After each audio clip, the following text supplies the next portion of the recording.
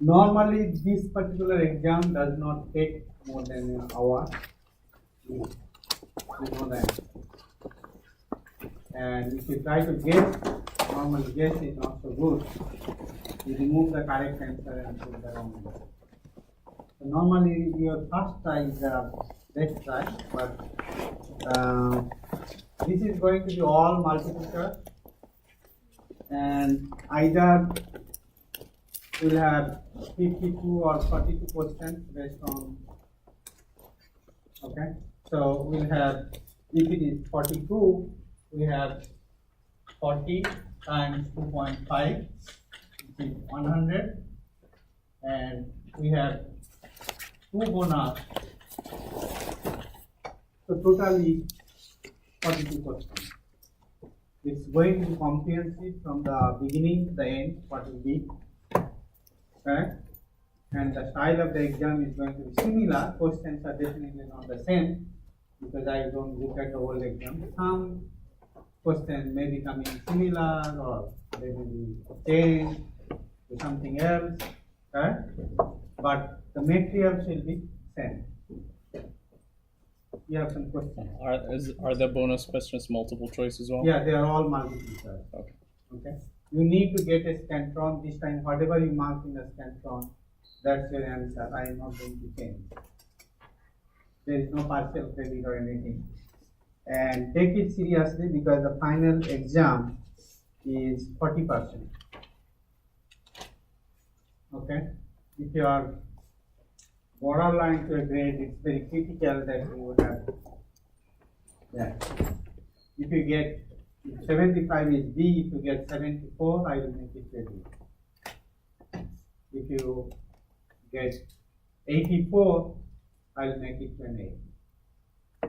But if it is 81, it's not going to make an A. Okay? So be careful, and that's the, and I personally don't like multiple choice, but I think a lot of you like multiple choice, right? How many of you prefer multiple choice? Oh, you want free response? No. See? Okay. Free response is good because I can give you partial credit. And in the multiple choice, which I cannot do if you have cycle problem.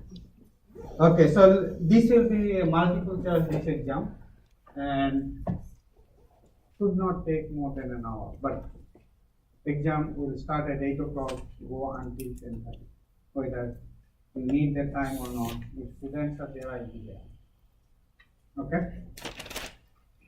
Okay, so we reviewed most of the stuff other day. What did we did not do? I think we did translation, protein synthesis, we did review transcription, replication, recombination, we did review amino acid biosynthesis, did we? And gluconeogenesis and glycogen metabolism. I think we were in fatty acid stuff.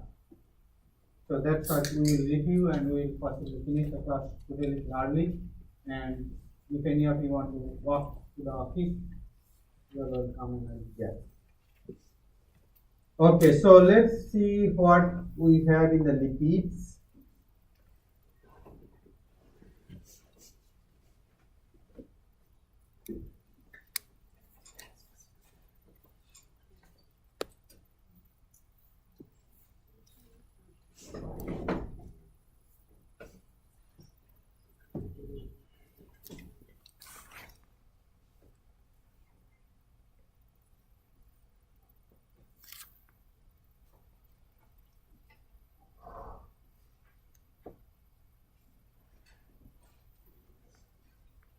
Where is the lipid structures? What chapter is that? 24.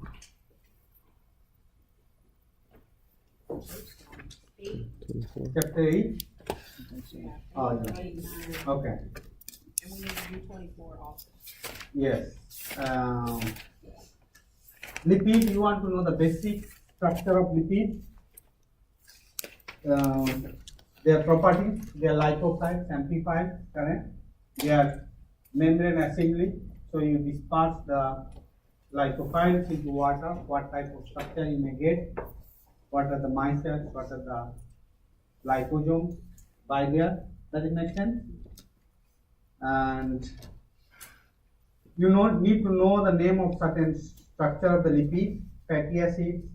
I expect you to know palmitic acid, stearic acid, oleic acid, arachidonic acid structures. Can you repeat that just one more time?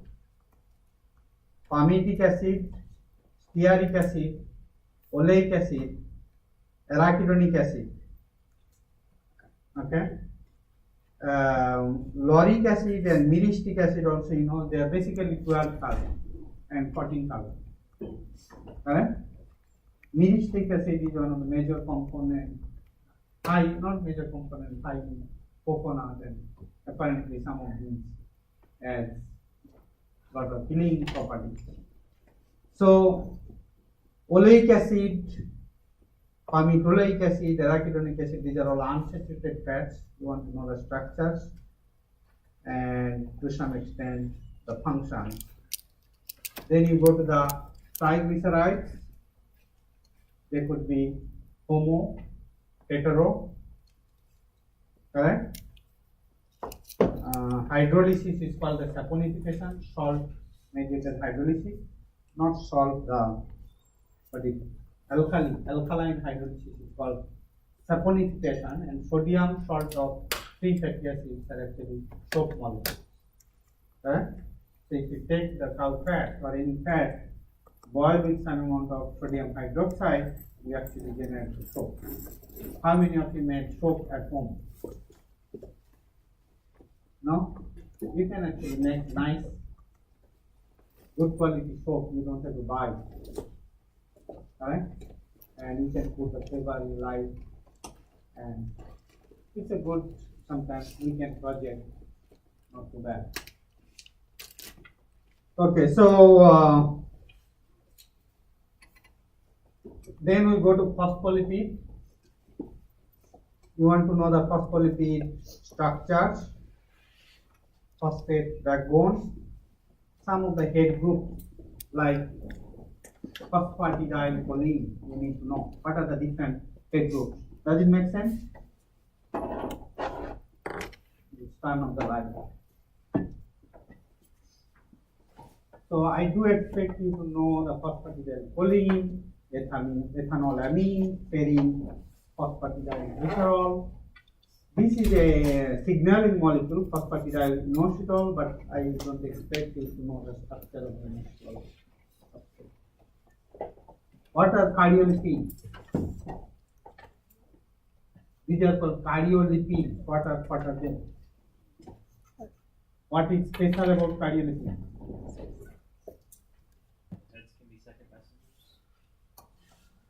This is more of a second messenger. Cardiolipids are actually the membrane structure of the cardiomyocytes. And normally you see the 1-2 linkage, actually 2-3 linkage in cardiolipid. It has 1-3 linkage. 2 lipids are attached to the 1 and 3 position of the glycerol. Correct? So those are special about the cardiolipins. Everything in heart is special, correct? Heart is a special place. So everything is special there because they have to function. When your whole body is not functioning, it's okay. That's not okay. But it's okay if one finger do not work. But if heart do not function, then it's not okay. Correct? So they have something very special.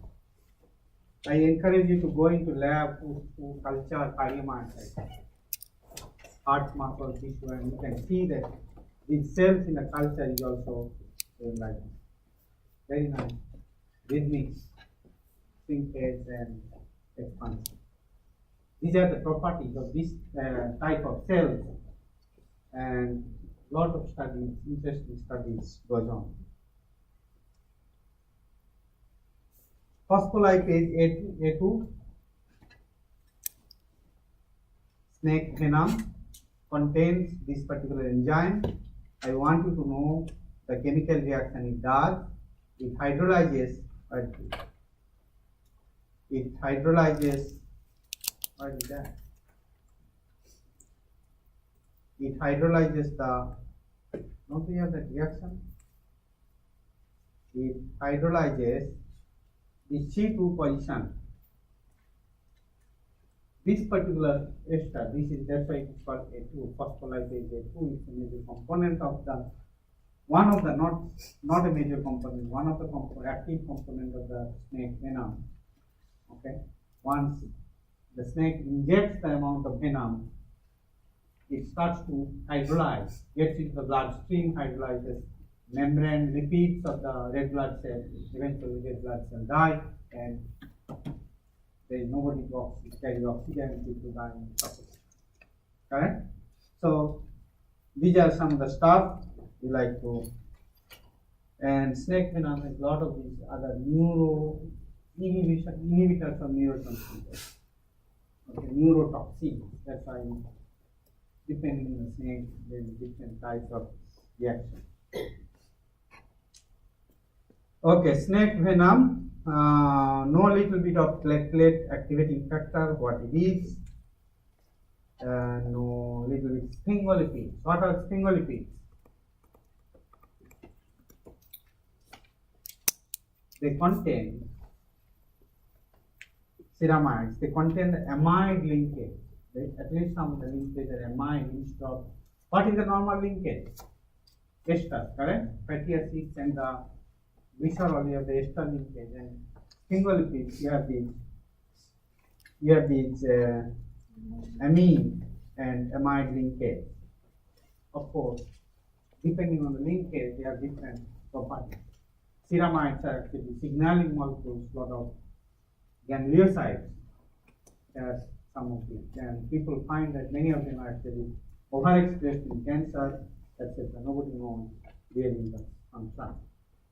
The whole new field of research is called lipidomics, like proteomics, to identify the protein in different cells, different tissues, so that you can personalize the diagnosis and therapy. Lipidomics is also very important. Okay, and most of the time we think that lipids are membrane structure, but I think they have a lot more significant function in our body, especially in the signaling.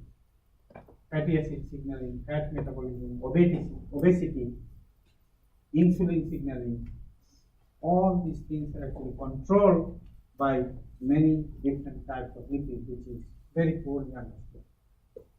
Like arachidonic acid is one of them, correct? Arachidonic acid is one of them, which controls the inflammation and many things which we don't know. So lipids are beyond the structural integrity of the cell membrane, dynamics of the cell membrane. It is also important signaling molecule. Sometimes some of the lipids work like hormones. So very interesting, very poorly studied. This is an example of a ganglioside. You see, they have lots of sugars modified with lipids. What is the function of sugars on the lipids? These are glycolipids, correct? What are the functions of the sugars? Recognition. Primarily, they possibly are expressed on the cell surface, and even sugar has some modification sometimes, and they are primarily involved in recognition. Extremely complex. Little is understood because difficult to study. Now we have the waxes, correct? Esters of free fatty acids, stearic acid, oleic acid. They could be saturated, unsaturated. Terpenes. Terpenes are based on isoprene moiety, correct? Terpenes comes from isoprene moiety, geraniol, correct? These are the pregnant molecules. I think it is geraniol is in rose or jasmine, one of them, correct? I think I have this slide.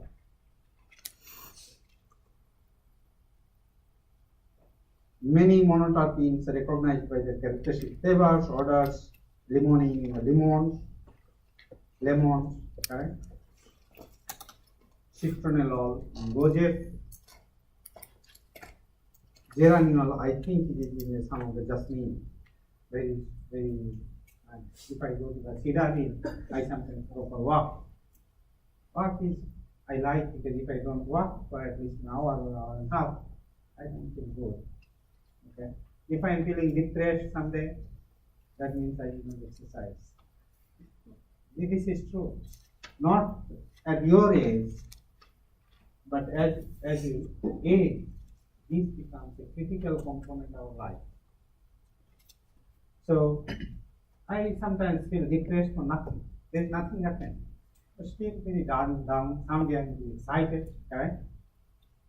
Maybe he said, wow, great idea. I can not work. But you have no limitation to that idea. Correct? When you do the experiment, may not work. But scientists get this peak of excitation at the same time. Experiment failed, as if whole world is broken, we go and depress and sit down. Correct? That's natural. And nothing happened. If that experiment did not work, world is not going to change. But still it's cause of depression. And I see this depression more if I did not work. And I got this because when I go to Cedar Hill, sometimes I go with my friends and so on. First thing I do is that pick up some cedar plant leaves, squeeze and smell. I feel so depressed. Very nice, some kind of terpene, of course. And they goes into our nose. We have certain receptors. Anybody knows the class of receptors? Which are responsible for nose, I mean the smell, odor, sometimes taste, smell. Olfactory cells? Yes, those are olfactory signaling, correct? What type of receptors? There are a variety of receptors. Some of them are serine kinase, some of them are tyrosine kinase, some of them are cytokine receptors, correct? What type of receptors are which are involved in recognition of these smelling or tasting molecules? These are called G protein coupled receptors, GPCRs.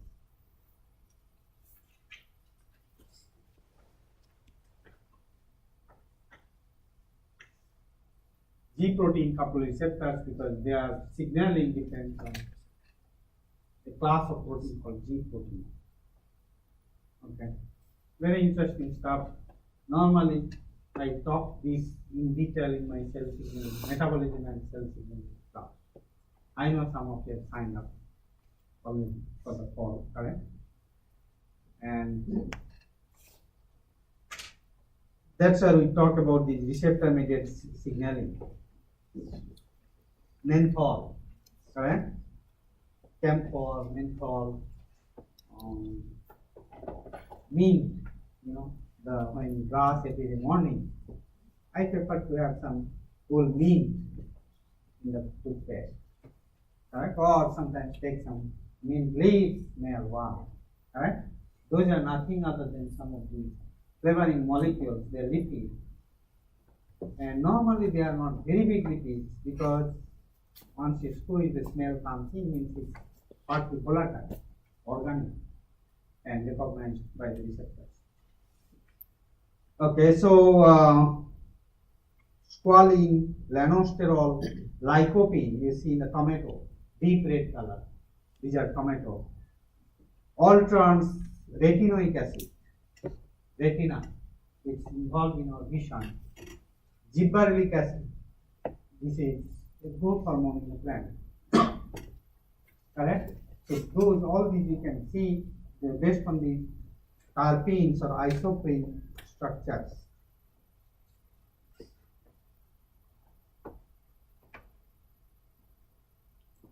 All the steroids are also terpenes, some kind of terpenes. They have critical signaling function, health and disease. I skip all these. You need to know the nomenclature, numbering of the steroid genes. Okay? The cholesterol, structure and numbering. And I want you to know the structure of cortisol, testosterone, estradiol, and maybe folic acid. Okay, so I can give a structure. What is the position of the 2-hydroxyl group in estradiol? Something like that. You don't have to really draw it, but does it make sense? So that you know these. How many aromatic rings are there in the estradiol? How many double bond, unsaturated bonds are there in some molecule? So that you know the structure. Does it make sense? Yes or no? Can I ask? Good. These are plant steroids. They are good. Normally they say the natural cholesterol fighters because it does not allow to absorb the animal steroid, correct, which can be easily integrated in our cell membrane, block some of the cell signaling, harden the cell membrane, not allowing the dynamics of the cell membrane. Does it make sense? We did not go over the biosynthesis here, membranes and transport. I think very important. These properties, how they are formed, and especially I want you to know their melting behavior, phase condition, increase the cholesterol level in a purified cell membrane. What happens to the cell membrane thermal behavior? Melting point will go high, correct? If you increase the unsaturation, degree of unsaturated lipid in the cell membrane, what happens? Melting temperature will go down, correct?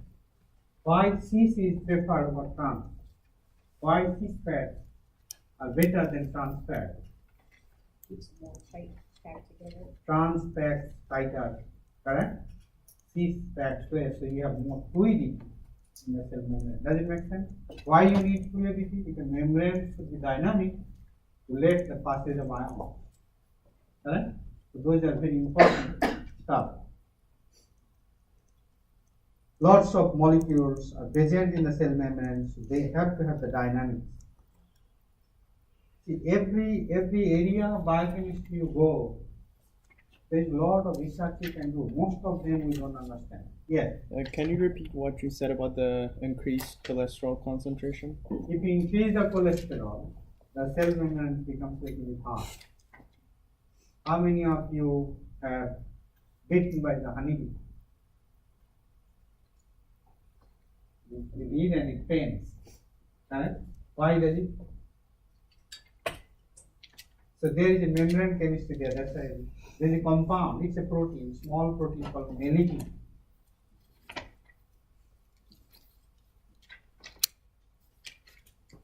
Melittin gets inside the cell membrane, and membrane gets a little bit distorted, and so there are a lot of studies on melittin, and this is one of the active components of the honey bee finds, correct? And also the wasp. So sometimes I do get honeybee bite, and I forget the pain. I think that the melittin is going in, doing again, and signaling and so on, correct? But there are some wasps which are really dangerous. Okay, normal wasps which come to the home, they are okay. I heard there is, actually I have seen them.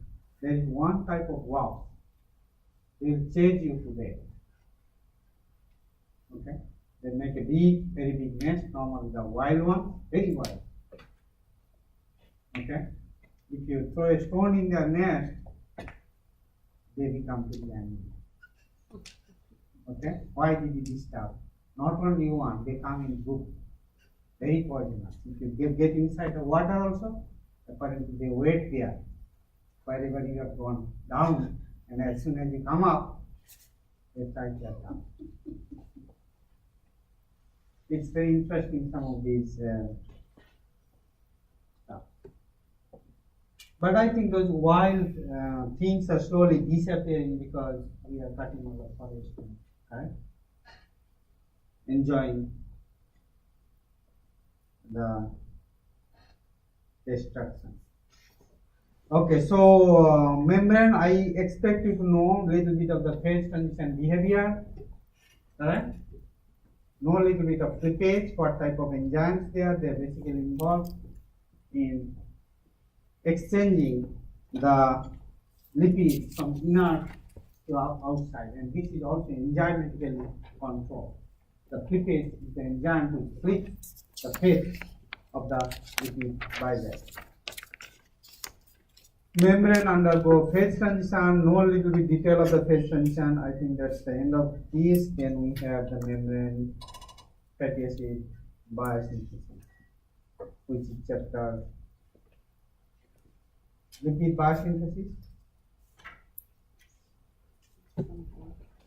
Okay, I think we started to get the lipid starting with the acetyl CoA. When acetyl CoA is broken and lipids are broken, we get into the acetyl CoA, correct?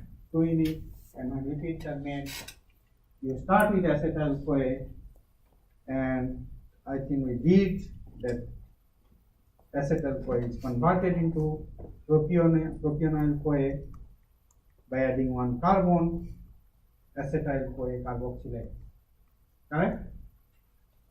Those stuff you want to know in detail. So acetyl CoA carboxylate adds the acetyl group, you make the, it's not propionyl CoA, it's malonyl CoA, right?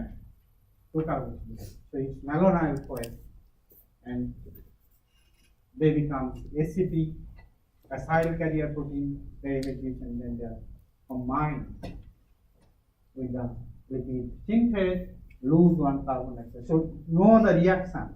I lost mechanism of acetyl CoA carboxylate, correct? What is the function of ATP? What is the function of ATP? Activates the carboxylic acid group, correct?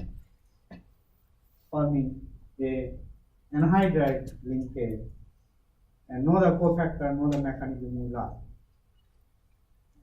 Acyl carrier protein. What is the similarity between acyl carrier protein and acetyl CoA? They have the same active site, correct? Beta marketto ethanol type linkage. So know this the chemistry here, and once you make, so I want you to know the arachidonic acid conversion to the prostaglandin, the enzyme cyclase oxygenase, which is also called PROX, right? And this is critical for inflammation, and that's why if you inhibit the PROX, the potential anti-inflammatory agent, they're called non-steroidal anti-inflammatory agents. I thought discuss a little bit more on this, and then how the lipids are synthesized. Once your fatty acids are synthesized, they have to be connected with the phospholipids, correct? How the phospholipids are synthesized, starting with the free fatty acids. So take an example of one acid, ethanolamine, and go all the way to one phospholipid, phosphatidyl ethanolamine. Okay? So know the reactions, know the chemistry. We might ask some questions from there.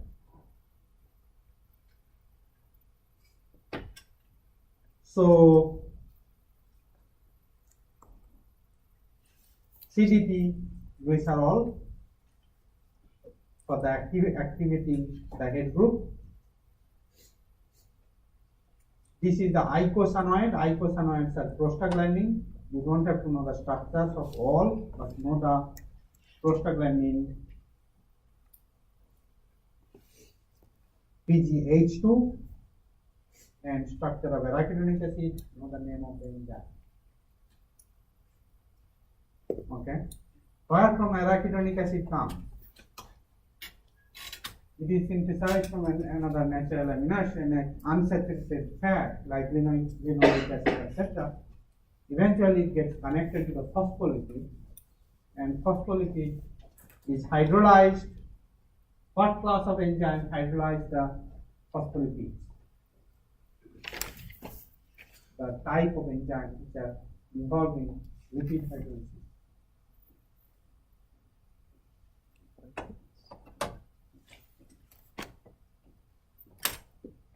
Lipase? Lipase. Oh, okay. Correct? So phospholipase A2PLA2 is one of the enzymes which can also hydrolyze the lipids to generate the free arachidonic acid. Correct? For the prostaglandin biosynthesis. So if you inhibit phospholipase A2, it is also potential drug target for anti-inflammation. Does it make sense? Yes or no? I want you to know the structure of aspirin, ibuprofen, and I think I asked for Tylenol. Correct? Ibuprofen, Tylenol, aspirin, their mechanism of action. How do they do? They block the cyclooxygenase activity, inhibits the production of prostaglandin. So inflammation, pain is delayed. Does it make sense?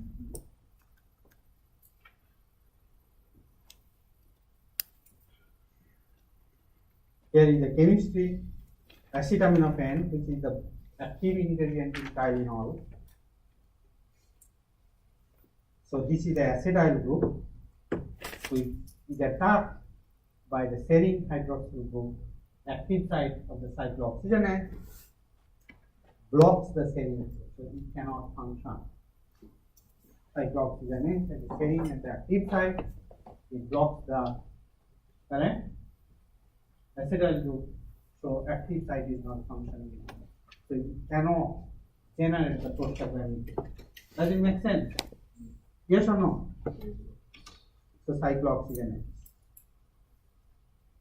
Cholesterol biosynthesis, I want you to know in detail. Start with acetyl-CoA, go all the chemistry, acetacetyl-CoA, hydroxymethylglutaryl-CoA, HMG-CoA, and convert it into mevalonic acid.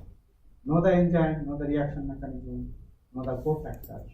Once you make the mevalonic acid, it goes multiple steps to produce the squalene, and squalene is cyclized to produce the first lipid, the first steroid moiety, which is called renosterol. HMG-CoA reductase, which is the rate limiting enzyme in cholesterol biosynthesis. This is HMG-CoA reductase. It's $1 billion drug target. Okay? Lot of us have cholesterol, we develop cholesterol, have cholesterol level. So one of the mechanisms by which you can reduce the cholesterol is inhibit the biosynthesis of cholesterol. Whenever there is a multi-step reaction, you want to inhibit the slowest step, that's the rate determining step, and HMG-CoA reductase, conversion of HMG-CoA, hydroxymethylglutaryl-CoA, to mevalonic. This is the rate determining step. So you inhibit this enzyme, you are slowing down the cholesterol biosynthesis, and those are cholesterol lowering drugs. So very well studied. You see the mevalonate is converted into squalene. Squalene is cyclized to give you the first steroid, which is renosterol. Correct? Know these important, and these are some of the drugs, cholesterol lowering drugs in the market. I can give you even multiple choice questions.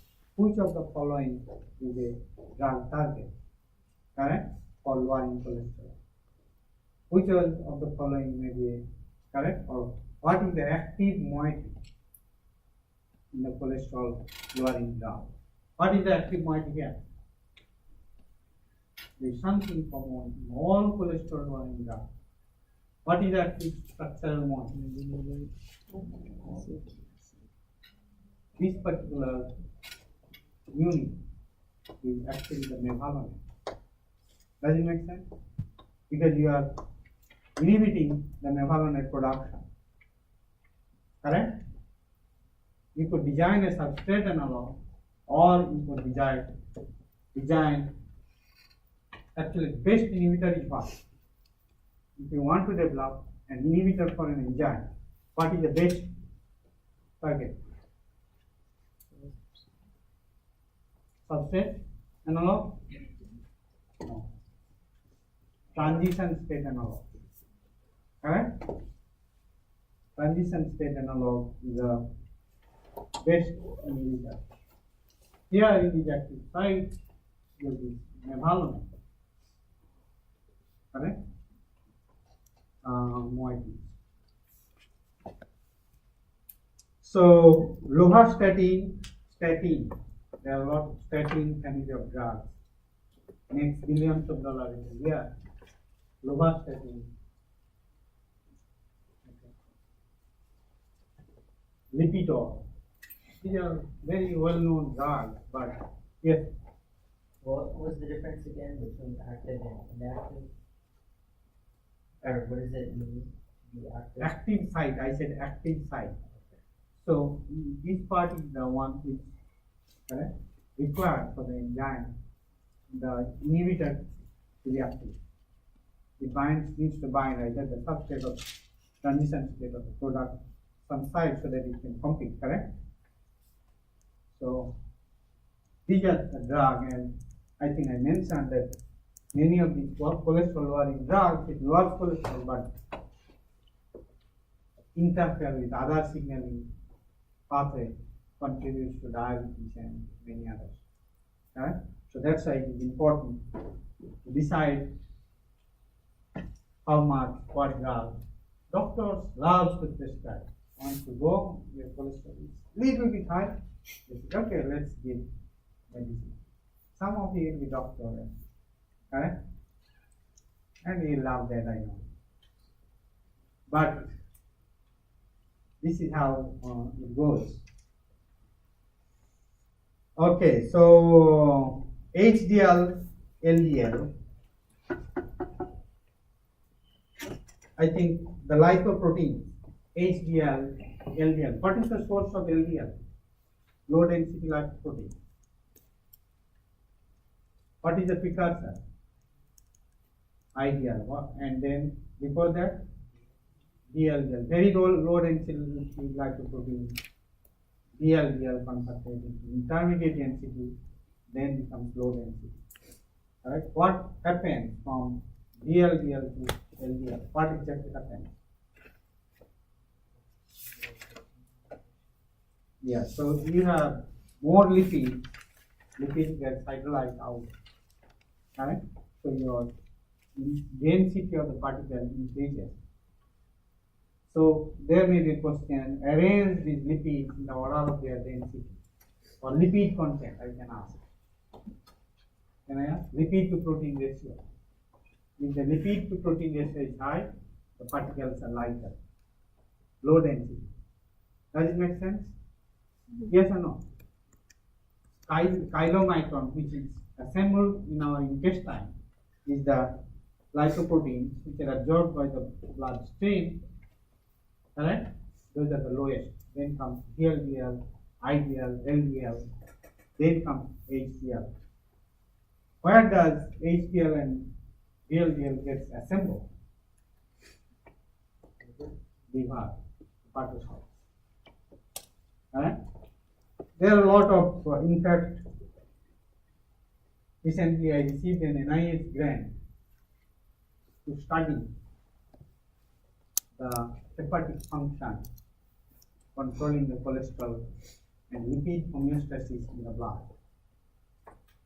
Okay, ovarian hormone, the female premenopausal state, there are lower risk of cardiovascular disease. So, which suggests that ovarian hormone has a significant contribution in controlling the lipid homeostasis. control, my hypothesis is that they must control this hepatic function.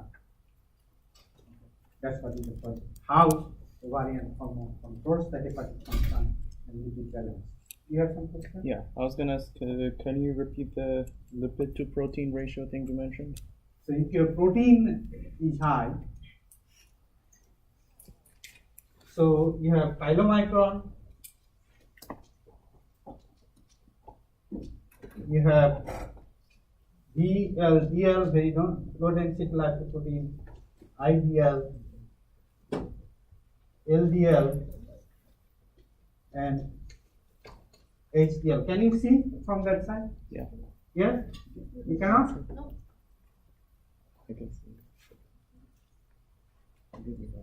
So you have chylomicron, you have VLDL, IDL, LDL, and HDL. Density goes high as you go down. Correct? Lipid content will go down as you go down. Correct? Those are more lipids. So VLDL actually gets converted into IDL, and with the action of lipase, which hydrolyzes the lipid. Alright? Why you need lipid hydrolysis? What is the need for lipid hydrolysis? Huh? You need it, that's exactly it. You are hungry, you need energy. You hydrolyze and lipid. Correct? Who does the hydrolysis? Lipase. So lipase is not normally active. If there is a lipase activation, that means you are talking about lipid degradation. Does it make sense? If you can activate lipase in a controlled fashion, it's a drug for waste. Does it make sense? Because you can hydrolyze the lipids and let it go into fatty acid degradation. Couple of weeks back, I invited a seminar speaker from Baylor College of Medicine. I don't know how many of you attended. Yeah, I asked you guys to attend. Right? He has a molecule. If he gives the mice is getting thin, but that's not a drug for that. Because normal people, if they take also, they will be thinner and thinner eventually, all become carbonate. Okay? And it was very interesting story he was showing that mice with the drug can tolerate the cold better than normal mice. Did you remember? Yeah, because like their body temperature is. Body temperature goes high because a lot of lipid hydrolysis is going on. Normal mice is taking inside the cold room, they put into the 4-degree freezer, and that mice was happy there with the drug, correct? Because it is going through a lot of lipid hydrolysis, it is producing a lot of energy, body temperature is high. If we are taking the cholesterol, I mean the lipid lowering drugs, the anti-obesity drug, it should not increase the body temperature because it looks like we have fever while reducing the fat, correct? Those are very interesting. And if you find a molecule which slowly, actually slow is better, degrades the lipid, it's a $1 billion drug, correct? A lot of people, including me, are looking for some of them, correct? So very interesting, the signaling molecule, signaling properties. I was attending a conference this semester in India. It's an international conference. They are making molecules. They are actually reducing, very interesting molecules. They are able to reduce the fat of the mice, but it's developing some kind of lump in the liver. That's not good either. Correct? And it is triggering the signaling, but it's not good for health. So there are a lot of potential therapeutic intervention we will explore. So know these lipid bile acids. I want you to know the structure of taurocolic acid and glycolic acid. These are active. Folic acids are active component of gallbladder juice. Correct? Which are critical for the fat digestion. Is it totally like Wait, these are very interesting stuff. Steroids, estradiol, testosterone, and dihydrotestosterone. I think we learned about. What is the precursor of estradiol and dihydrotestosterone? Where from it comes? testosterone? No, Testosterone. testosterone. Testosterone is aromatized to estradiol with the enzyme called aromatase, and testosterone is hydrogenated, reduced to get dihydrotestosterone with 5-alpha reductase. So know some of these. These are interesting stuff. Okay, so that's the end of this slide, and then we have the last slide. Which one is that? What chapter? Anybody knows? Which one? Fatty acid degradation. Oh, here, 23. So basically, how the fats are hydrolyzed with the activation of lipase. You see, the lipase is hydrolyzing the triglyceride into diglyceride, monoglyceride, and these are all controlled by hormones. It's lipase activation, correct? Lipase activation must be controlled by hormones because you want the lipase activation to be happening when the body needs it. Does it make sense? So maybe when you are hungry, you know the receptors which are involved in hunger. Fast, correct? If you are hungry, how do you feel? Right? There are some receptors, there are some molecules which binds the receptor, send the signal to the brain. Everything is controlled by the brain. Right? So if you can pull that receptor by some molecule, you will not feel hungry anymore. So there are a lot of potential drugs, at least therapeutic, which are trying to pull that receptor so that our food intake is low. Correct? Whenever I see rice, I just jump, okay, for a kilogram of rice. I know it's not good, but these days I control, I don't jump. Right? Yes. Wouldn't that be dangerous though if you can't sense hunger or starvation? Of Would course, you it is stop? dangerous. No, if you interfere with signaling molecule, I don't think it is safe. But it's a drug. Every drug which we have, no drug is a safe drug. Even aspirin, Tylenol, which we buy over the counter, they are not safe. Pain medication, they are not safe. I was reading a article yesterday or day before yesterday that in Africa, people are getting addicted to the cough syrup. Okay, so there are some companies which mixing tiny amount of this cough syrup itself, the Tylenol and all this stuff. The codeine cough syrup, yeah. Yeah, so basically this morphine analogs, they put and they trigger the addiction. And once people think, wow, so nice, it makes me happy, people just get addicted. Correct?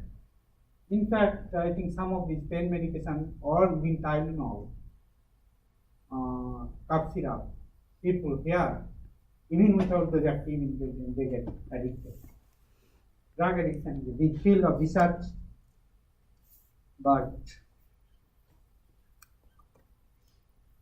So these lipase, all these are controlled by hormone, and every hormone has its own receptor.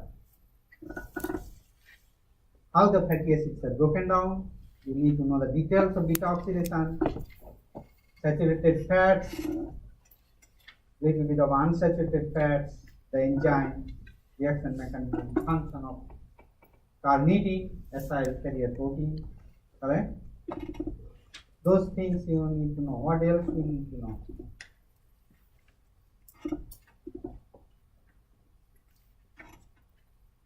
I think I asked, ketone bodies, you want to know, correct? We went in the last slide. And ketone bodies and diabetes, is that the last slide? Looks like that. Well, any question anybody has? This is going to be comprehensive. It's not going to be difficult, but because it is comprehensive, you need to study from the beginning to the end. Don't listen to anybody that these are very important, others are not, because I don't know where from the questions I'll pick up. So whatever we did in the class from the beginning to the end, if you study, okay, you will do very well in the exam. These are all interesting stuff. So I will be in the office now. If anybody likes to come, do you want an office hour next week? Yes. So Tuesday and Thursday maybe in the class time. Is that okay? Yes. Class time or normal 11 to 12? Thursdays are sometime at 8. Oh, that's next week Thursday. Okay, then office hours will not work on that time. So you want Tuesday? Okay, let's have an office hour Tuesday maybe. The class time, I know it is open. I think there is. Can I quickly check my email?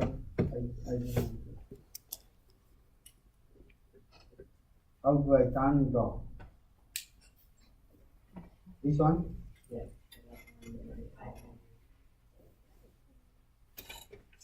I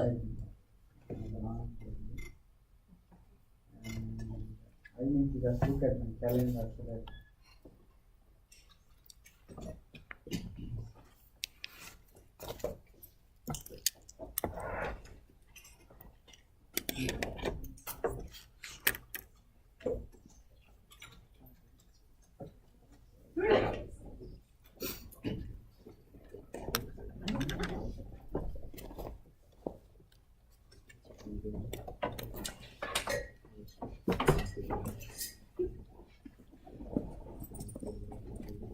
Did you think you did this?